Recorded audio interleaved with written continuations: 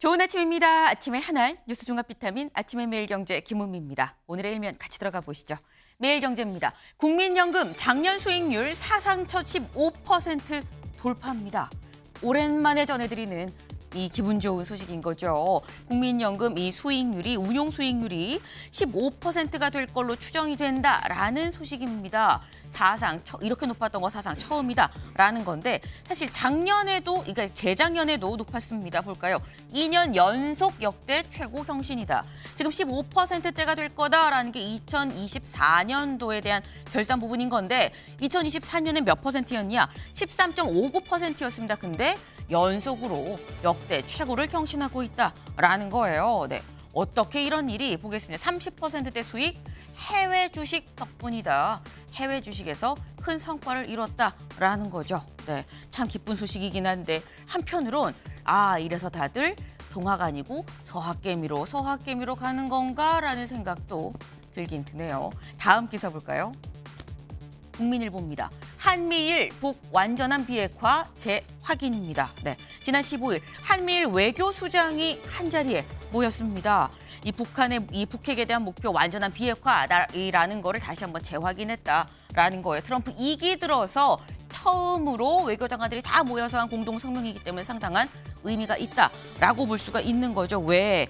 그동안 트럼프 2기에서 이 흘러나왔던 얘기가 뭔가 북한의 핵을 인정을 하고 현실적으로 스물딜로 가려는 거 아니야라는 우려가 있었는데 아니다. 완전한 비핵화가 목표다라는 걸 다시 한번 재확인했다라는 겁니다. 다만 이 미국 자체적으로 이 한미일 외교수장에 대한 이 성명에 대해서 설명을 하면서 미국 자체에서는 뭐라고 또 얘기를 했느냐. 트럼프 행정부는 북한과의 대화에 열려 있습니다라는 것도 이 해당 보도자료에 넣었다라는 거죠. 이게 우리나라 외교부 발표에는 없었던 내용인데 미국이 발표할 땐 들어있었다라는 겁니다. 이거 미국이 북한이랑 직접 대화하려고 하는 거구나라는 느낌이 다시 한번 드는 부분인 거죠. 더불어서 요것도 하나 짚어야 됩니다. 한미일 공동성명에 전에 없었던 게 새로 하나 들어갔습니다. 그게 뭐냐? 대만의 국제기구 참여를 지지한다라는 내용이 같이 들어갔다는 거죠. 이 내용 결국 중국을 견제하는 메시지가 되는 거 아니겠느냐라는 겁니다. 미중 사이에서 우리나라 스탠스 잡기가 더 어려워졌다라는 생각이 드네요. 다음 기사 볼까요?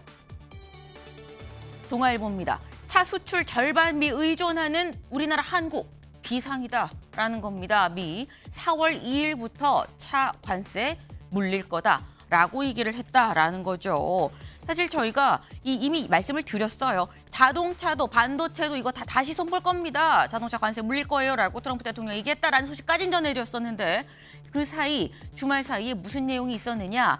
기자들이 물어봤다라는 거죠. 자동차 관세 언제부터 하는 거예요? 라고 물어봤더니 트럼프 대통령이 직접 아마 4월 2일일걸요? 라고 얘기를 했다라는 겁니다. 4월 2일에 발표를 한다는 건지 4월 2일부터 시행을 한다는 건지 알 수는 없지만 어쨌거나 분명한 건 트럼프 대통령 머릿속에 뭔가 차곡차곡 그림이 다 그려져 있는 것 같다라는 거죠. 네, 발등에 떨어진 불 어떻게 끌 것이냐가 관건이 되지 않겠나라는 생각을 좀 해봅니다. 다음 기사 볼까요?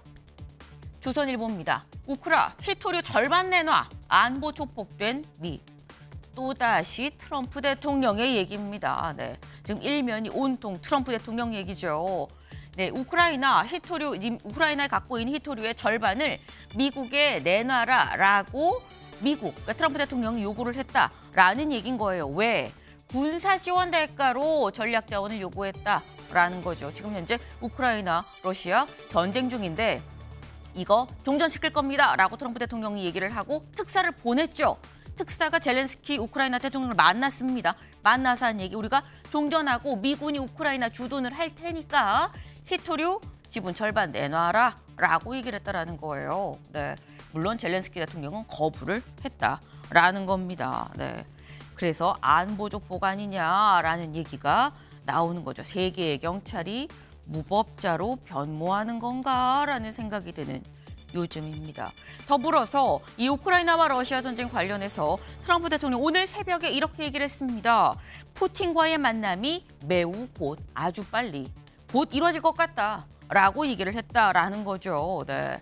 이 곳이 얼마나 곳인 것이냐, 만나서 무슨 얘기를 할 것이냐. 젤렌스키 대통령은 현재 대화에 참여하고 있지 않은 상태에서 미뤄간 어떤 얘기가 오갈지가 관건이 될 것 같습니다. 다음 기사 볼까요? 경향입니다. 계엄군 4일 새벽 국회 전기 끊었다. 네, 그러니까 12월 3일에서 4일 넘어가는 계엄을 선언하고 그리고 이튿날인 4일로 넘어가는 그 새벽에 실제로 계엄군이 국회에 들어와 전기를 끊었다라고 민주당이 어제 이 국회 내 CCTV를 공개하면서 발표를 했습니다. 네, 이 계엄군이 전기를 끊었다라는 거 민주당은 이런 거죠. 이것 봐라. 계엄 실행 의지가 있었던 거 아니냐, 경고성 아닌 거 아니냐라는 얘기인 건데 윤 대통령 측은 이렇게 또 얘기를 합니다. 곽종근 전 사령관의 지시로 일어난 거지 윤 대통령은 지시한 바가 없습니다. 라고 얘기를 하고 있습니다. 누구 얘기가 맞는 건지 이 얘기 잠시 뒤에 대담으로 좀 짚어보겠습니다. 다음 기사 볼까요? 한겨레입니다. 살생부 수첩 쓴 노상원 정보사 쪽에 사격 폭파 요원 추천하라. 네, 노상원 전 정보사령관. 네. 이 살생부 수첩 저희가 말씀을 드렸죠. 삼선 연임 법 개정 뭐 이런 단어가 적혀 있더라. 누구 생각이냐? 라는 말씀을 드렸었는데 이런 이 살생부 수첩을 쓴 노상원 전 정보사령관이 정보사에 사격자라고 폭파자라는 요원 몇 명 추려서 알려줘라고 얘기를 했었다라는 겁니다. 네, 대체 누구의 어디에 사격을 하고 어디를 폭파하려고 했었던 거냐라는 거죠. 요 얘기도 잠시 뒤에 대담으로 좀 짚어보겠습니다.